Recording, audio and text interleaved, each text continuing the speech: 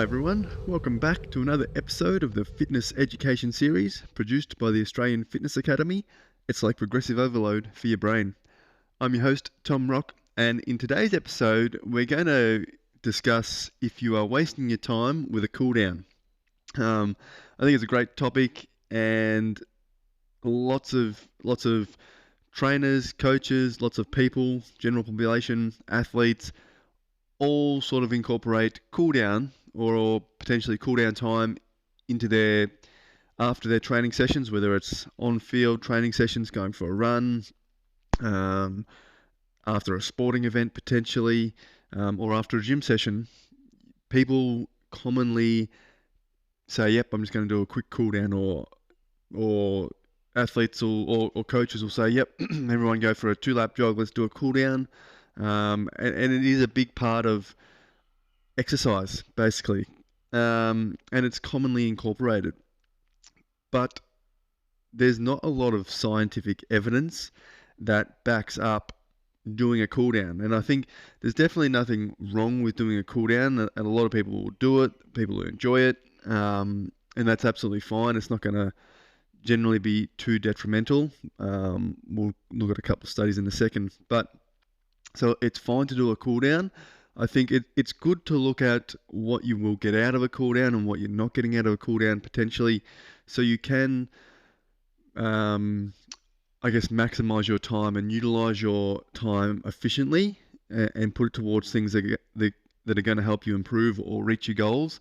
So what I mean by that is, if obviously, especially for general population, if you're not an elite athlete and getting paid to train, general population, whether it's you as yourself or if you're training your clients, you've only gotten a certain amount of time in the gym to be training and stimulating adaptations. So we want to make sure we're utilizing that time effectively. So if I've got a client and I'm spending 10 minutes in each session cooling down, if that's not the best use of my time to help myself or help my client get the adaptations thereafter, whether it's fat loss or muscle gain or improved performance, whatever their goal is, if I can be utilizing that 10 minutes and get better results, I should be looking at what I can do to maximize that time. So if I've got them for 45 minutes or I've got them for 60 minutes and I'm training them for 60 minutes, what can I do in that 60 minutes that's going to maximize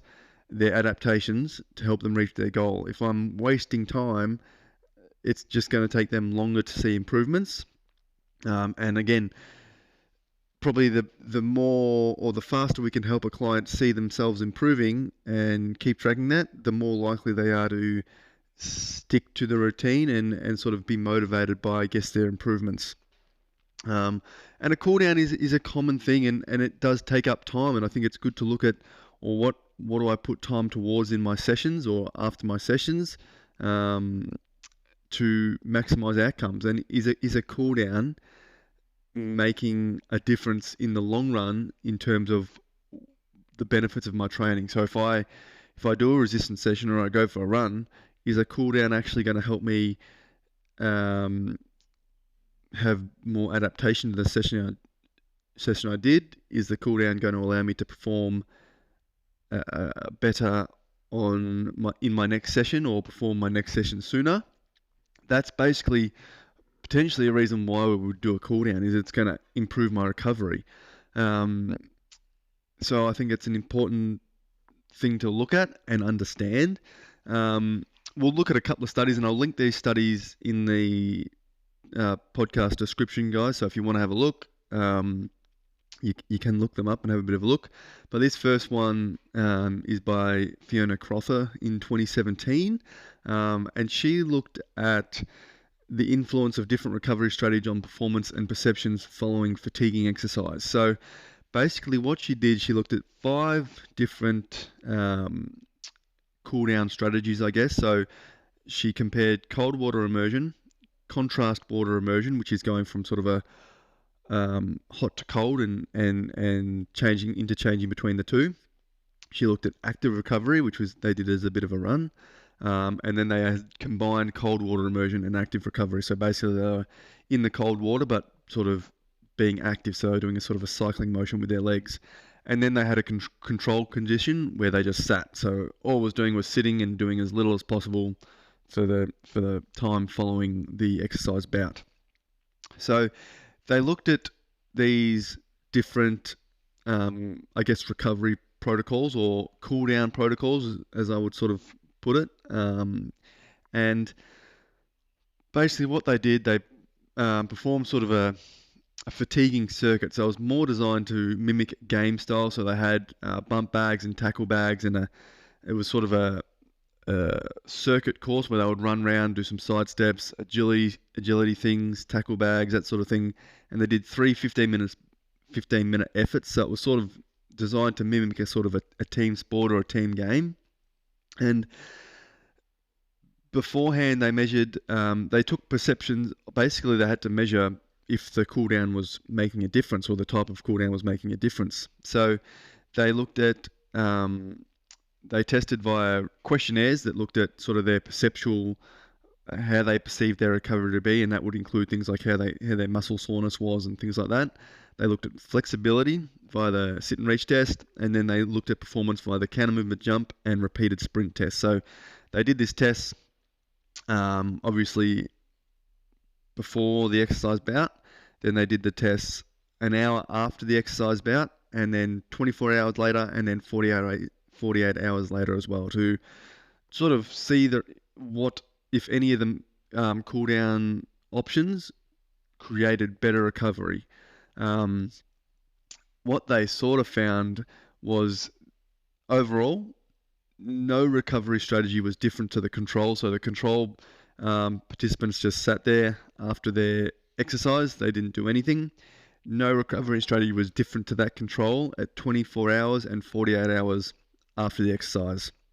So there's no perceptual or performance differences, even though some of the participants did cold water immersion or contrast water immersion, active recovery, whatever it was. It didn't change any perceived or performance measures 24 or 48 hours later. They're all exactly the same. What they sort of did show, this was 1 hour afterwards, is that the contrast water immersion enhanced perceptual recovery. So if you're doing the hot cold bath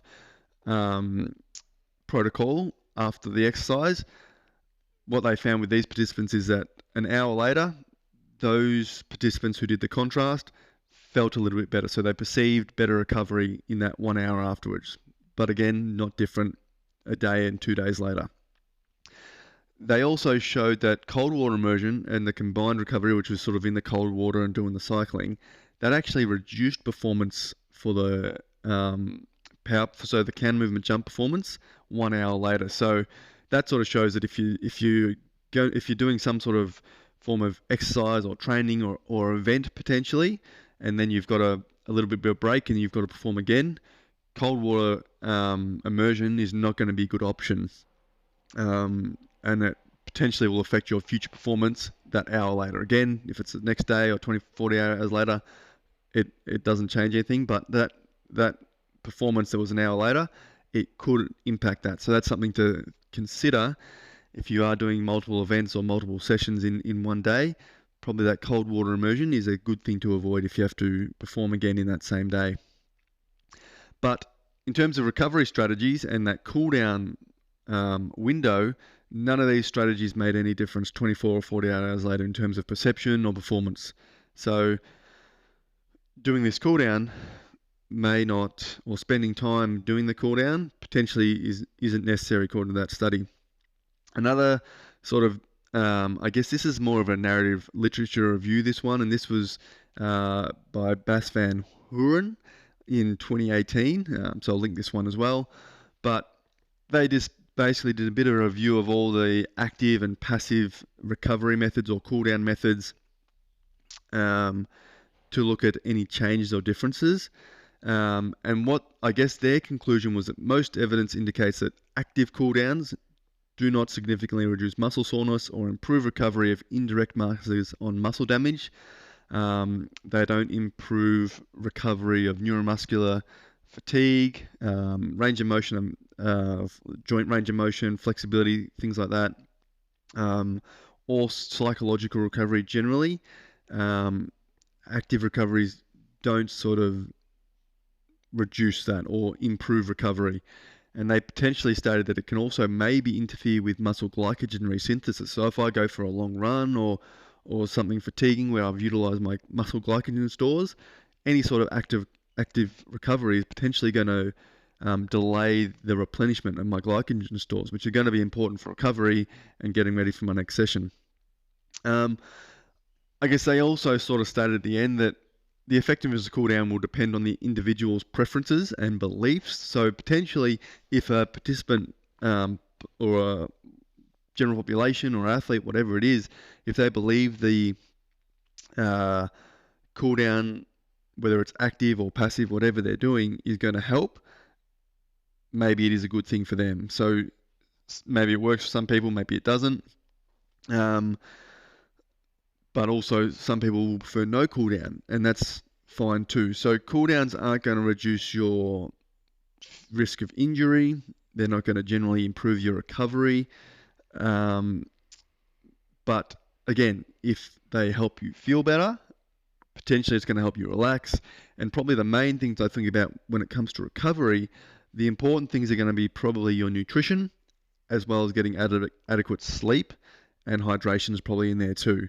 So you're better off spending or concentrating on those three things, so nutrition, sleep, and hydration, to recover faster and improve your adaptations to exercise, rather than thinking doing cold water immersion, hot cold bath, doing an active cool down. So at the end of the session, I've got to get on the treadmill and do a slow walk for 5 minutes, or I've got to make sure I foam roll at the end of my session, or do some static stretching at the end of my session to cool down. Potentially is not going to have a big impact on how you pull up the next day, whether it's reducing muscle soreness, perception of fatigue, or even improving performance the next day. Not going to have a lot of effect on that. So you're better off either maximizing your time in the gym. So if you've got a choice of at the end of a session to maybe finish and get some a little core exercise in, whether it's a little core circuit with some planks and side planks, bird dogs, and get some extra work into something that's going to help you adapt and get stronger, or doing a cool down and doing some foam rolling or some static stretching, try utilize the time effectively to target what adaptations you want. Thinking I've got to stop what I'm doing now to do a cool down is probably not the best use of your time. Again, cooldowns aren't always a bad thing. Obviously, they may not have, if people think they're going to improve their recovery or speed up their recovery, the cooldowns aren't generally going to do that. Again, it still can be a great time to sort of work through with your client, discuss how they felt about the session. If a client's goal is, and they need to improve mobility, a cooldown maybe is a good time to get in some extra static stretching, or show them some static stretching that they can be doing at home on their other days, or to help improve that. So cooldown time is still can be useful, and if you're using it that way, there's absolutely nothing wrong with that. So think about why you're using it. Even if it's 2 or 3 minutes, that's okay. It gives you a chance to sort of chat to your client, see how they felt about their session, look at what they want to do in their next session, chase up on their goals, see how they're going outside of the gym, all these sorts of things. So you can utilize that time effectively, but I think spending extended amounts of time on cool down to speed up recovery is probably not the most accurate thing to do. And your recovery is going to come down to what your nutrition and what your sleep is like. So yeah, I think in terms of a cool down, don't waste your time doing a cool down. So you don't need to go on the treadmill for 5 minutes to sort of slowly reduce the heart rate. Static stretching, all those sorts of things aren't going to improve the speed at which you recover. Again, can be useful if your goal is to improve mobility, all these sorts of things, flexibility. Obviously, we need to spend time stretching, so we can incorporate that into, I guess, the cool down time of the program at the end of the session. But in terms of cooling down to improve recovery, the literature and the research probably isn't there to support that. But if you guys have any thoughts on cool downs, how you utilize them, what you do in your cool down, if it works for you, that's great. But I'd love to hear it. Tell me your thoughts. So email tom@afa.com.au. I'd love to hear if you guys utilize cooldowns, if you sort of skip cooldowns, do you finish your session straight out of the gym?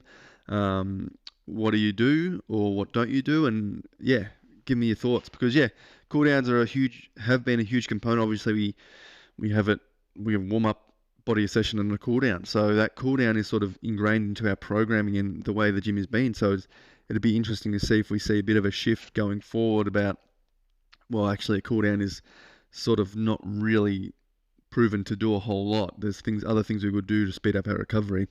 So yeah, an interesting one, guys. So definitely send me through your thoughts on this one. If you've got any topics or questions you'd like me to discuss, email tom@afa.com.au. Other than that, guys, have a great weekend, and I'll talk to you all soon.